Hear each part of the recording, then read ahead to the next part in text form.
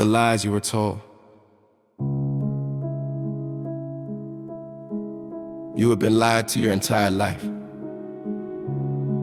Not just about history, but about who your real enemies are.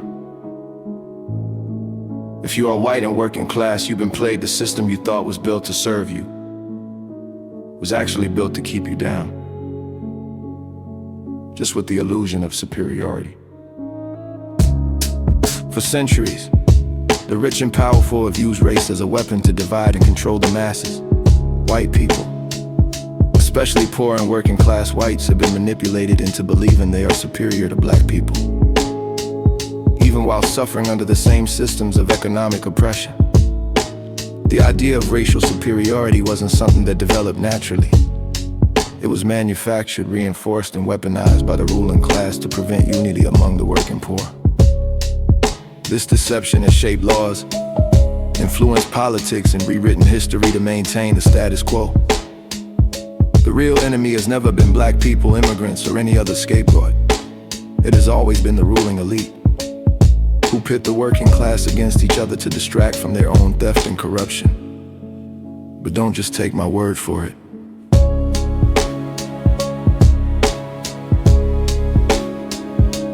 Let's follow the history.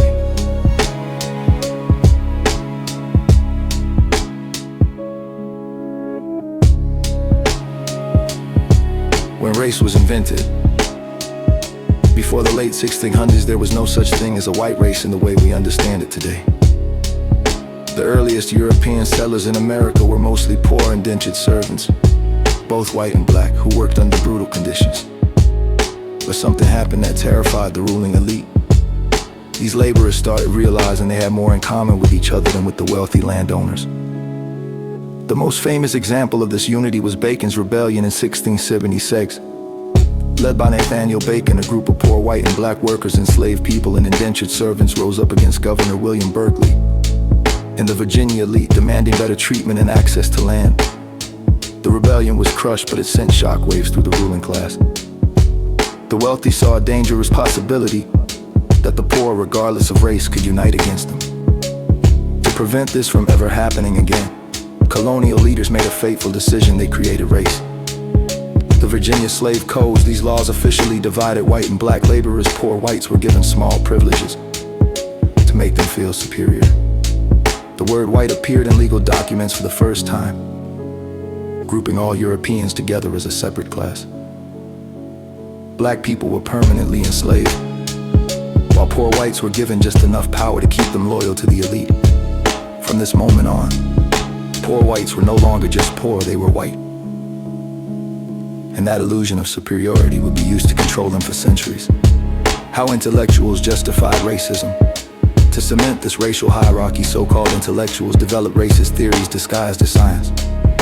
Some of the most influential figures in spreading these lies were Carl Linnaeus, a Swedish scientist who classified humans into racial categories, placing Europeans at the top.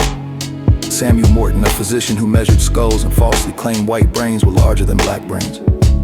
Louis Agassiz, a Harvard professor who claimed black people were a separate inferior species. These ideas weren't just academic, they became the foundation of slavery, segregation, and white supremacy. The ruling class didn't just want poor whites to believe they were superior. They needed them to believe it was scientific truth. How the rich kept poor whites and blacks apart. After the Civil War, new laws were needed to keep poor whites and freed black people from uniting. The Ku Klux Klan, created by Confederate veterans like Nathan Bedford Forrest, the Klan wasn't just about terrorizing black people. It was about keeping poor whites in line, preventing them from seeing black people as allies. Jim Crow laws. These segregation laws didn't just hurt black people, they kept poor whites poor by preventing them from working together with black laborers. 1898 Wilmington Massacre.